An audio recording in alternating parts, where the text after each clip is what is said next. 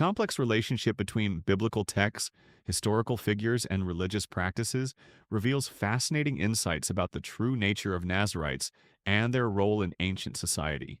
Let's examine the evidence challenging common misconceptions, providing a clearer understanding of these important historical connections.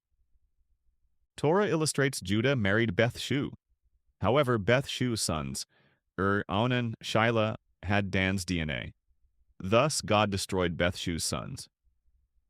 The Hebrew term Nazir appeared in Genesis 49:26 is identical to Onan, Shilah.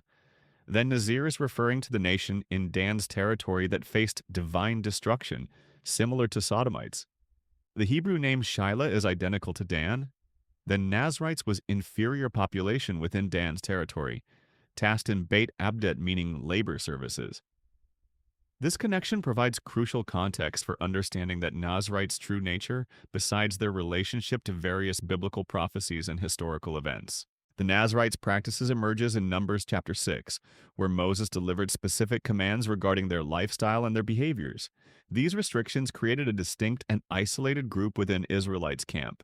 Nazirites' clan was prohibited from drinking wine, forbidden to shave their hair, and not allowed to attend funerals, even those of their own parents. Torah illustrates God promised Israel that Joseph would be at Israel's deathbed due to Joseph's rank at Egypt similar to Pharaoh. This means Torah's blessing upon the deathbed did not include Nazirites, even if parents had Nazirites' children. The Hebrew word Dan means long hair male, which confirms Nazirites was the pivoted clan at Dan's territory. Then these strict regulations served to separate Nazirites from mainstream society. Historical documents confirm Jesus' mother Mary worked at the Second Temple, while Jesus pursued formal religious education at yeshiva, eventually rising to become a prominent rabbi at Knesset. This educational and religious path would have been incompatible with Nazirites' restrictions. Furthermore, physical evidence from the Shroud of Turin offers compelling insights into these historical connections. Scientific analysis reveals that the person wrapped in the shroud endured two specific forms of punishment from Torah: Alei Hatzim and Fen Yaslak. The Hebrew term Alei Hatzim punishment portrayed numerous wounds from thorn lashes and pressed thorn branches on the forehead. The Hebrew term Fen Yaslak punishment required direct sword hit, cut through skull, or a spear wound to the lung. The Hebrew word term Fen Yaslak also means perished in darkness. Thus, accordingly, each guilty was crucified not facing sunlight. These punishments have specific biblical associations, helping us understand their significance.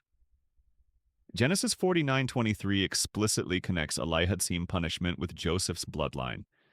Meanwhile, Genesis 3:22 links Fen Yaslak punishment, associated with Cain's bloodline, described in the text as high autumn semi-animal. These connections provide important context for understanding the identity of the person wrapped in the shroud.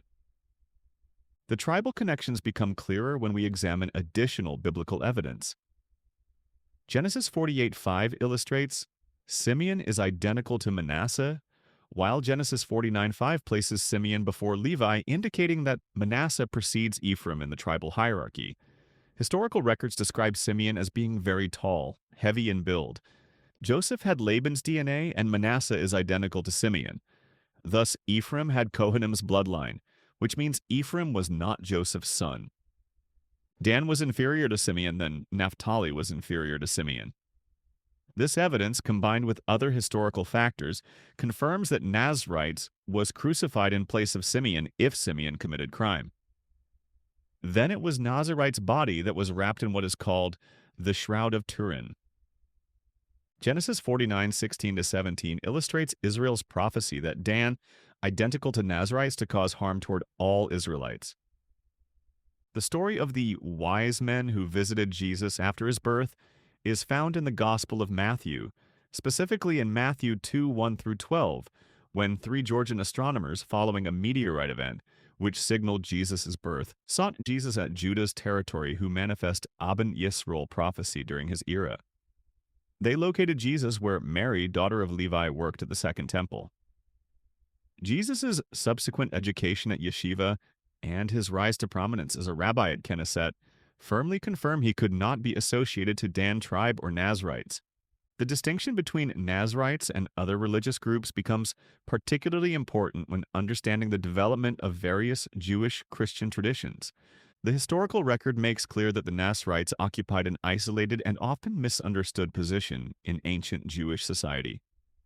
Their isolation, distinctive practices, and association with the tribe of Dan set them apart from mainstream religious and social life.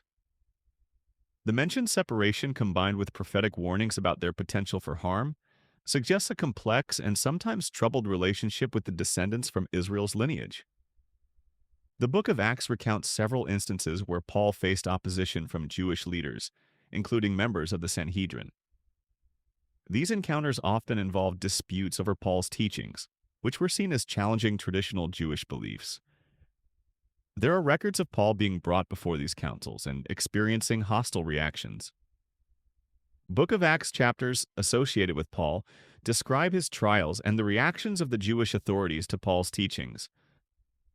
The rejection at Sanhedrin caused Paul betrayed toward Sanhedrin, then stimulated Romans against Israelites, as it was prophesied from Torah that Dan to harm toward Israelites.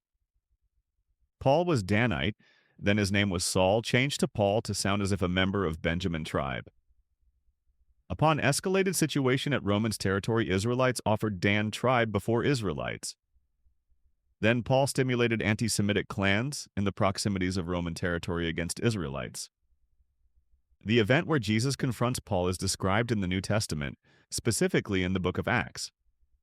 Acts chapter 9 recounts Paul's journey to Damascus, where he intended to persecute early Christians, but Jesus confronted Paul.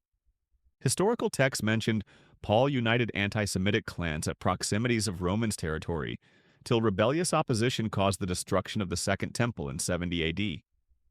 Torah illustrates Jesus' mother Mary worked at the Second Temple, thus she was a Beth Levi, thus Jesus' maternal lineage come from Levites.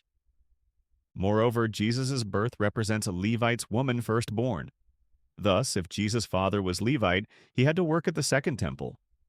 Similarly, Luke 2:41-52 mentioned account of a young Jesus in the temple, debating Torah scholars, but there was no historical piece of evidence if Jesus worked at the Second Temple.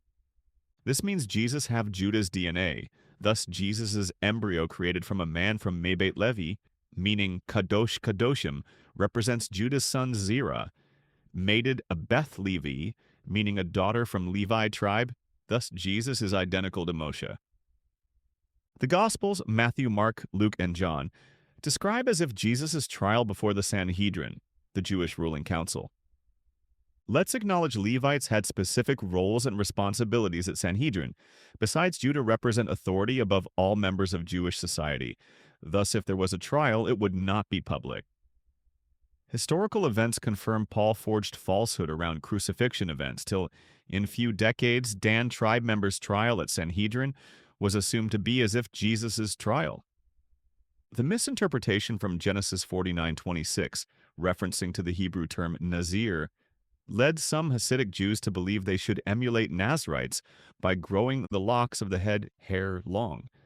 Genesis 49:25-26 illustrates blessing over Zerah's bloodline who destroy Cain-type DNA until human race unity God's holy divine desiring truth.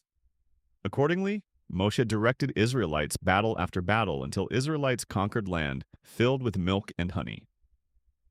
True Israelites Redeemer, according to Genesis 49:24-26, generation after generation come from Judah's lineage, from Judah's son Zerah, who manifest Aben Yisrael prophecy from Torah. Thus, Jesus' truth represents Levi's daughter's son from Judah. I hope you have enjoyed this episode. Please follow Torah Truth Podcast. Until next episode, stay blessed.